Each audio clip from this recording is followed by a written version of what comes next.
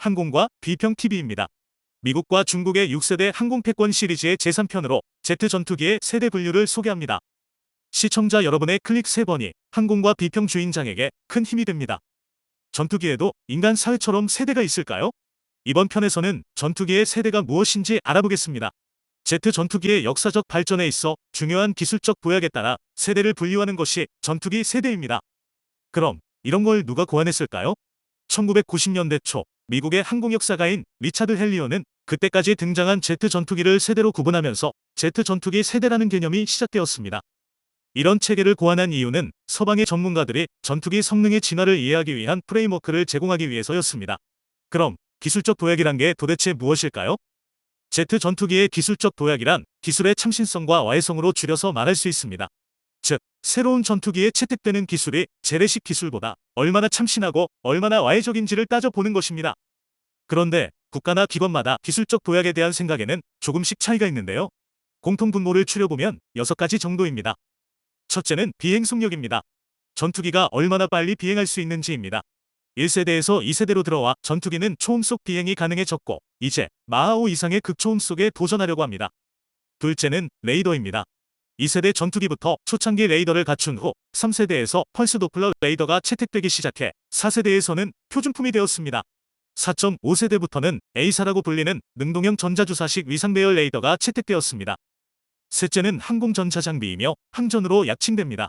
1세대에는 아무런 항전이 없었고 2세대를 거쳐 3세대에서 개량된 항전이 구비되었으며 4세대부터 디지털 항전이 보급되었습니다. 4.5세대부터는 센서 융합의 시대로 진입했습니다. 센서 융합은 센서 데이터나 서로 다른 출처의 데이터를 엮어 결과적인 정보의 불확실성을 줄이는 프로세스로서 조종사의 상황인식을 도와줍니다. 넷째는 무장입니다. 2세대부터 적외선 미사일을 사용했고 3세대에서 비가시거리 미사일이 도입되었습니다. 6세대부터는 레이저나 고출력 마이크로웨이브와 같은 지향성 에너지 무기를 도입할 것으로 전망됩니다. 다섯째는 스텔스입니다. 초기에는 다면체 형상에 의존했고 이후에는 스텔스 설계와 항공기 성능 간의 균형을 맞추었으며 이제는 적응형 스텔스 기술을 채택 중입니다. 적응형 스텔스란 레이더 반사면적인 RCS, 적외선, 심지어는 시각적 위장까지 실시간 동적 조정을 통해 피탐성을 줄이는 것입니다. 또한 멈티로 불리는 유무인 복합 운용을 위해 무인 항공기도 6세대 전투기와 함께 등장할 예정입니다. 그 단계를 지나면 극초음속 회피가 예상됩니다. 극초음속 회피는 항공기가 극초음속 속력으로 스텔스, 기동성, AI 기반 전술을 엮어서 탐지, 추적, 요격을 회피할 수 있는 능력입니다. 더 나아가서는 우주 기반의 인공위성과 우주 비행기와의 협업도 예상됩니다. 마지막으로 인공지능입니다. 6세대 전투기에서는 인간 조종사의 의사결정을 보조하는 것으로 시작해 인간과 AI가 서로 과업을 분담해 임무를 달성하고 그 이후에는 인간과 AI가 함께 임무를 협업할 수 있는 단계로 진입할 것입니다. 다만 AI를 전투기에 탑재하려면 수많은 검증을 거쳐야 합니다. 하지만 언젠가는 스타워즈의 R2D2와 같은 AI가 탑재될 것입니다. 물론 6세대 전투기의 인공지능은 R2D2처럼 로봇은 아닐 것입니다. 국가와 기관마다 차이가 있지만 Z 전투기의 세대를 구분해 보겠습니다. 각 세대별 대표적인 전투기만 간추렸는데도 불구하고 전투기가 참 많죠? 1세대 Z 전투기가 1940년대에 등장한 후 2, 3, 4세대를 거쳐 지금은 5세대가 운용 중입니다. 또한 1990년 중후반부터 4.5세대로 불리는 전투기도 개발되고 있는데요. 4.5세대는 5세대에서 채택된 신기술 중 일부를 점진적으로 채택하는 전투기를 지칭합니다. 한국에서 개발 중인 KF-21 보람에도 보이는데요. 보람에는 4.5세대로 분류됩니다. 한편 미국과 중국은 6세대 전투기 개발에 박차를 가하고 있습니다. 빠르면 2020년대 후반부터 초기 전력화가 될 것으로 전망됩니다. 이상한 점이 보입니다. 1세대부터 3세대까지는 10년 정도의 사이클이었는데 4세대부터는 25년 정도의 사이클을 보입니다. 왜 그럴까요? 기술적 도약 주기가 갈수록 길어지고 있습니다. 그 이유는 신형 전투기 개발에는 천문학적인 국가 재정과 긴 시간이 투입되기 때문입니다. 지난 20세기를 되돌아보면 참으로 많은 크고 작은 전쟁이 있었습니다. 큰 전쟁만 추려보겠습니다. 제2차 세계대전 종전 5년 후에는 한국 전쟁이 있었고 20여 년간의 베트남전이 이어졌으며 소련의 아프가니스탄 침공전이 1980년대까지 지속되었습니다. 1947년에 시작된 냉전시대 동안 미국과 소련 간의 치열한 군비 경쟁 때문에 전투기의 세대 주기가 대략 10년으로 매우 짧습니다. 냉전시대였으므로 미국과 소련은 최신의 전투기 개발을 소홀히 할 수 없었습니다. 하지만 1980년대 들어와 소련이 기울었고 결국 1991년 소비에트 연방이 해체되면서 군비 경쟁의 필요성이 사라져버렸고 미국은 전 세계에서 가장 강력한 군사력을 보유한 국가가 되었습니다. 이후에 미국은 테러와의 전쟁을 위해 아프가니스탄전을 벌였고 대량 살상무기를 없앤다는 명분으로 이라크전도 벌였습니다. 미국이 20년 동안 두 곳의 전장에서 천문학적 정비를 소모하는 동안 1978년 개혁개방 선언 이후 도광양의 기치하에 힘을 키우던 중국은 어느덧 글로벌 패권에 도전할 수 있는 자리에 올랐습니다. 미국은 중국의 패권 의지를 꺾기 위해 2014년부터 신냉전 시대를 열면서 군비 경쟁이 재점화되었습니다. 미국과 중국은 21세기 하늘을 장악할 6세대 제트 전투기 개발에서도 치열한 경쟁을 벌이고 있습니다. 지금부터는 세대별로 어떤 설계 특징이 있는지 알아보겠습니다. 먼저 제2차 세계대전 말에 등장한 1세대 제트 전투기입니다. 나치 독일의 Me-262와 T-162, 영국의 미티어, 뱀파이어, 호크, 미국의 P-80 슈팅스타와 F-86 세이버, 그리고 소련의 미그-15 등이 제트 전투기의 시대를 개막한 1세대 전투기입니다. 1세대 제트 전투기의 임무는 공중우세를 갖기 위한 요격, 즉 공중전이었습니다. 비행 영역은 터보제트 엔진을 채택한 덕에 천음속 비행이 가능했지만 직선형 날개를 채택한 초기의 1세대 전투기들은 한계가 많았습니다.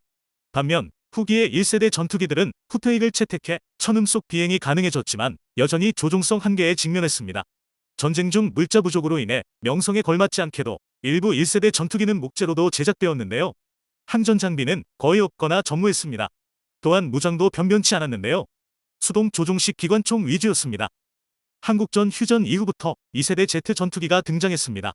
미국에서는 센츄리 시리즈로 불리는 F-100번대 시리즈가 대표적이며 미라지-3, 미그-21 등이 2세대입니다. 2세대 전투기의 임무는 요격과 폭격, 정찰 등과 같은 다목적 능력을 추구했습니다. 또한 2세대의 공통 목표는 최대 속력을 마하 2까지 끌어올리는 것이었습니다. 이를 위해 배기가스의 연료를 재주입해 재연소시키는 애프터버너인 재연소기를 채택했습니다. 또한 30도가 넘는 후퇴익도 채택했습니다. 물자 부족이 해소되면서 듀랄미늄과 같은 항공용 알루미늄 합금으로 기고를 시공했습니다. 제2차 세계대전 때 발명된 지대공 레이더가 제트기용으로 개발되어 기술 레이돔 내부에 장착되어 조종사의 천리안이 되었습니다. 한국전에서 최초로 벌어진 제트 전투기 간의 공중전에서 얻은 교훈 중 하나는 고속으로 비행하면서 기관총만으로는 적기를 요격하기가 어렵다는 점이었습니다. 이에 따라 적외선 추적 공대공 미사일을 갖추어 현대식 전투기의 모습을 드러내기 시작했습니다. 3세대 제트 전투기는 1960년대부터 1970년대에 걸쳐 등장했는데요. 설계가 많이 향상되고 기능도 추가되었습니다. F4 팬텀, 해리어, 미그-23, 수호-27, 선양 J8 등이 3세대입니다. 3세대는 마하 2 이상의 최대 속력을 추구했습니다. 또한 영국의 해리어는 편향 추력기를 채택함으로써 수직이 착륙이 가능해졌습니다. 터보팬 엔진이 도입되면서 경제성, 항속거리, 출격시간이 증가되었습니다.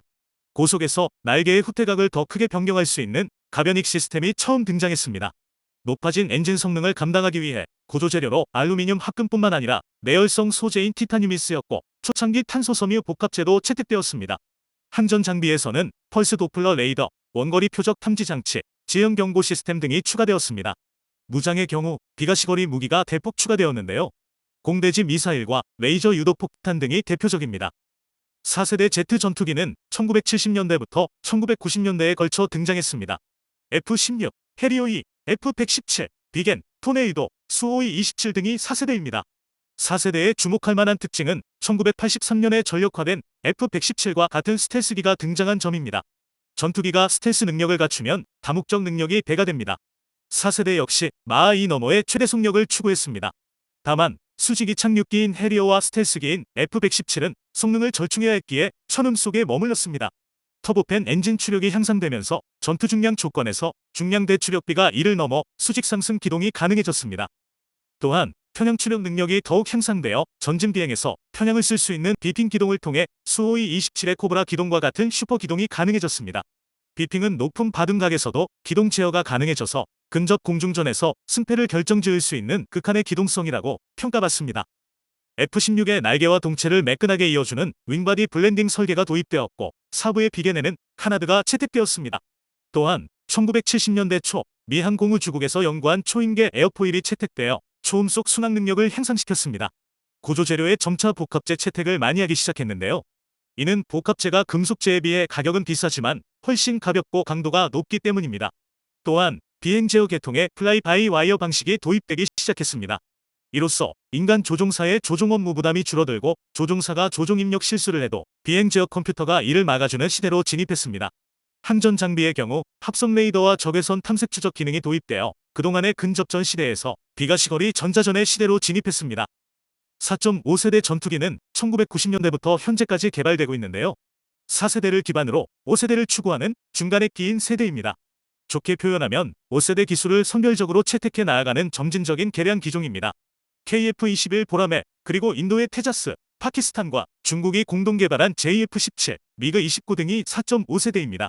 제연소기를 사용하지 않고도 마하 1.5 이상에서 장시간 초음속으로 비행할 수 있는 초순항 능력을 추구합니다. 4세대이지만 5세대를 선별적으로 추구하는 세대답게 항전 장비 개량에 중점을 둔 것이 특징입니다. 예를 들어 능동형 전자주사식 위상 배열 A사 레이더, 저피탐 LPI 레이더, 전자광학 표적 시스템인 EOTS 또는 EOTS, 센서 융합, 대용량 디지털망 통신 기능 등입니다. 앞으로도 4.5세대와 같은 끼인 세대는 계속 존재할 것으로 예상됩니다. 그 이유는 바로 돈과 시간 때문입니다. 21세기 들어와 신형 전투기 개발에는 지난 20세기보다 훨씬 많은 돈과 시간이 요구됩니다. 5세대와 6세대 신형 전투기 개발을 하려면 국가의 항공기술 수준뿐만 아니라 국가재정도 뒷받침되어야 하므로 4.5세대와 같은 점진적인 개량 기종에 눈이 먼저 갈 수밖에 없습니다. 5세대 전투기는 2000년대부터 2020년대까지 이어지고 있습니다.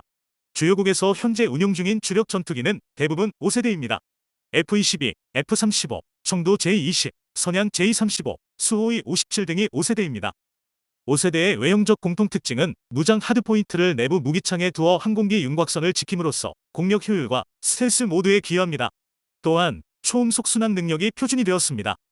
배기 계통의 2차원 노즐을 채택해 스텔스 기반을 제공했습니다. 램으로 칭하는 레이더 흡수제로 레이더 반사 면적인 RCS를 더 줄였습니다. 예를 들어 히토류인 란타늄과 이트륨은 미국의 F-35의 파이버매트 표피에 함유되어 있습니다. 이런 히토류 함유램은 기존의 복합체에 비해 스텔스 효과가 좋지만 히토류는 구하기 어려운 게 문제입니다. 항전 장비의 경우 다기능 A사 레이더로 개량되었고 지휘 통제 통신인 C3가 보강되었습니다. 분산 개구 시스템인 DAS는 360도 전방위 탐지 능력을 제공하므로 조종사의 상황 인식을 획기적으로 높여줍니다. F-35 조종사의 헬멧 마운티드 디스플레이인 HMD는 앞으로의 휴먼 머신 인터페이스, 즉 HMI의 신호탄으로 평가받고 있습니다. 6세대 전투기 개발은 2020년대부터 이어지고 있습니다. 미국, 중국, 러시아, 유럽 등에서 개발이 진행 중입니다. 현재 개발 중이라고 알려진 6세대로는 미국의 차세대 공중장악, 즉 엔게드 프로그램에 속한 F-47과 미해 군용 FA-XX가 있습니다. 또한 프랑스, 독일, 스페인이 공동 개발 중인 미래 전투 공중 시스템, 즉 FCAS가 있습니다. 중국도 서방 전문가들이 임시로 부르는 청도 J-36과 선양 J-52, 2024년 12월경부터 비행시험을 진행 중입니다. 6세대에 주목할 만한 특징 중 하나는 임무의 멈티라고 불리는 유무인 복합 운용이 포함된다는 것입니다. 5세대 전투기인 F-22와 F-35도 드론과 연동될 수는 있지만 인공지능 기반의 군집 조율 기능은 아직 없습니다. 또한 우주 또는 근우주 기반의 상호 운용성은 군사위성이나 미국과 중국이 비밀리에 개발 중인 우주 비행기와의 협업입니다. 엔진의 경우 가변주기 엔진, 달리 말하면 적응형 사이클 엔진을 채택할 가능성이 높습니다. 가변주기 엔진은 아음속, 천음속, 초음속 영역을 오가는 비행 조건에서도 각 터빈이 개별적으로 최적의 속도로 회전해 효율적으로 작동하도록 설계된 제트 엔진입니다. 일부 언론에서는 마하 5 이상의 극초음속 비행을 할 것이라고 보도하지만 6세대 전투기에서 실현되기는 현실적으로 어렵습니다. 6세대 전투기에는 미익이 사라질 것입니다. 유럽의 FCAS 모겁에는 수직 미익이 있지만 미국과 중국의 6세대 전투기에는 미익이 없습니다. 하늘을 나는 새를 보면 수직 미익이 없는 것처럼 항공학적으로 무미익기 설계는 고도의 수준입니다. 재료의 경우 기존의 스텔스 능력을 고도화하는 것인데요. 향상된 레이더 흡수제, 그리고 레이더 반사 면적에 동적 조정과 능동형 위장이 거론되고 있습니다. 비행 제어의 경우 자율 조종과 반자율 조정이 가능할 것으로 전망됩니다. 또한 인공지능이 조종의 일부나 전부를 담당할 것으로 전망됩니다. 항전의 경우 디지털 트윈을 통해 전투 결과를 미리 모사함으로써 비행 중 전술을 최적화할 가능성이 있습니다. 또한 인공지능이 적군의 재민 기법을 실시간으로 학습하고 적응하는 AI 기반 전자전도 거론되고 있습니다. 기존의 센서 융합을 더욱 고도화해서 플랫폼 간의 실시간 센서, 공유와 클라우드 기반 데이터 융합을 통해 융합 스마트 전장 통합을 할 것으로 기대됩니다. 달리 말하면 육해공이 모두 통합적으로 실시간 임무를 수행하는 방식입니다. 무장의 경우 비운동에너지식 지향성 에너지 무기를 채택할 것이란 점입니다. 다가오는 미사일을 전술 레이저 시스템으로 무력화시키고 적기와의 공중전에서 사용하는 방안입니다. 또한 고출력 마이크로파인 HPM으로 적군의 레이더와 미사일의 전자장비를 파괴하는 방안입니다. 6세대 전투기에는 마하 5 내외의 극초음속 미사일이 무장될 것으로 전망되는데 미국의 AIM 260과 중국의 PL-XX 등이 전망되고 있습니다. 지금까지 Z 전투기의 세대 분류와 1세대부터 6세대까지의 전투기를 알아보았습니다. 다음 편을 기대해주세요. 항공과 비평TV를 시청해주셔서 감사합니다.